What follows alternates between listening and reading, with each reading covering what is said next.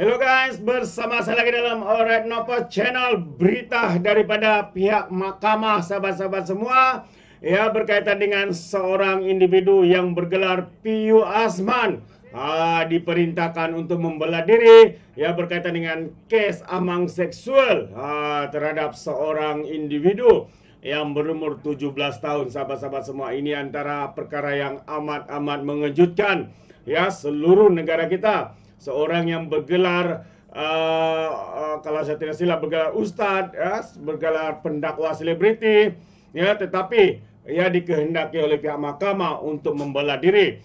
Jadi sahabat semua, menarik untuk kita kongsikan bersama kenyataan berita hari ini. Tapi sebelum saya teruskan, jangan lupa juga untuk terus support Alright Nopo Channel dengan cara tekan butang subscribe, like, dan share. So, mari kita ikuti berita gempak hari ini. Piyu Azman diperintahkan membela diri ke atas amang seksual ataupun dakwaan amang seksual terhadap diri beliau. Jadi kalau kita lihat semua, sahabat-sahabat semua, Mahkamah Seksyen di Klang hari ini, ya, memerintahkan pendakwa selebriti Azman Piyu Azman Shah alias atau lebih dikenali sebagai Piyu Azman membela diri atas dua pertuduhan melakukan amang seksual fisikal terhadap seorang remaja lelaki berusia 17 tahun lepas.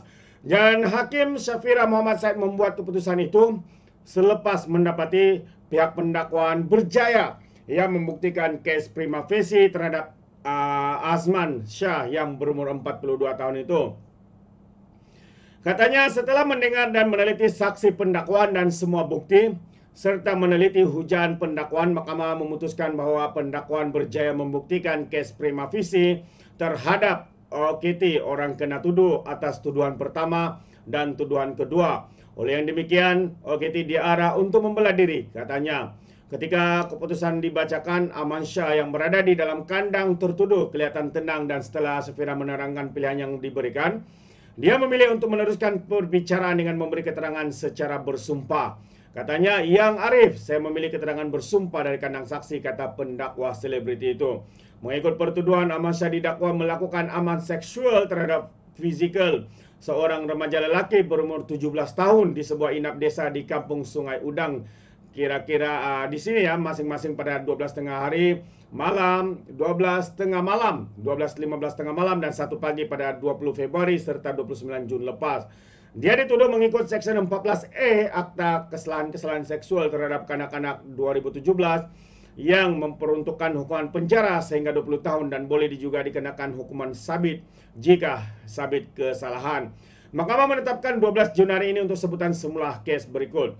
7 saksi memberi keterangan pada perbicaraan bermula 9 September lepas. Pendakwaan dikendalikan Timbalan Pendakwa Raya Nur Ayuni Jamri dan Nurul Izzati Muhammad, manakala tertuduh diwakili Peguam Muhammad Zaid Ahmad.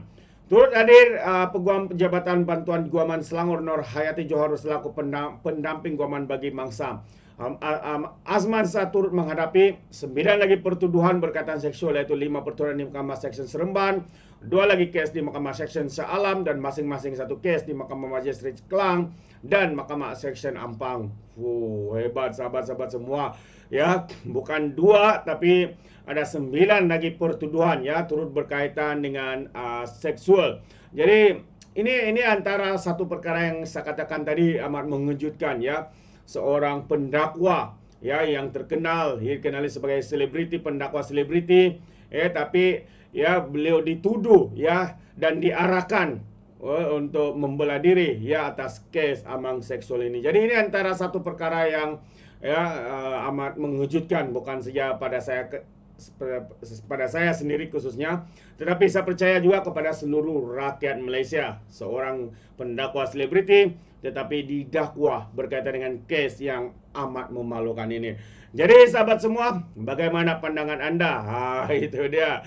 Namun satu lagi berita yang saya kongsikan, ya, adalah salah satu yang sangat berbeza, ya, dengan perkara sebentar tadi, yang mana dikatakan 4 masjid baru yang dibina oleh Kerajaan Negeri Sembilan dipuji oleh mendapat pujian rakyat, sahabat-sahabat semua. Jadi terbaik, ini adalah usaha yang dilakukan oleh Kerajaan Pakatan Harapan Perpaduan, ya, di Negeri Sembilan. Jadi kita ucapkan tahniah. Jadi kalau kita lihat kenyataan media ini sebanyak 4 buah masjid daripada 6 buah projek pembinaan masjid di bawah peruntukan kerajaan negeri yang telah diluluskan pada tahun 2020 kini siap dibina dan diserahkan kepada Jabatan Hal Ehwal Agama Islam Negeri Sembilan minggu lalu. Menteri Besar Datuk Seri Aminuddin Harun berkata, yang 4 masjid tersebut adalah Masjid Forest Heights Senawang yang bernilai RM7.6 juta, Masjid Kriya Seri Kanding Rembau 4.56 juta, Masjid Ar-Rahman Bahau Jempol 3.15 juta dan Masjid Saiditena Aisyah Bandar Seremban Selatan bernilai RM6.6 juta. 4 buah masjid itu siap pada tahun ini dengan nilai RM21.9 juta menggunakan peruntukan kerajaan negeri sepenuhnya, kata di laman X milik beliau. Selain kemudahan rumah ibadat yang disediakan untuk kegunaan masyarakat itu, YB Aminuddin yang mengepelai kerajaan negeri menerima pujian daripada warga maya di laman sosial tersebut. Pengguna laman X yang menggunakan nama Faisal menzahirkan rasa syukur dengan pembinaan masjid hasil inisiatif daripada kerajaan negeri.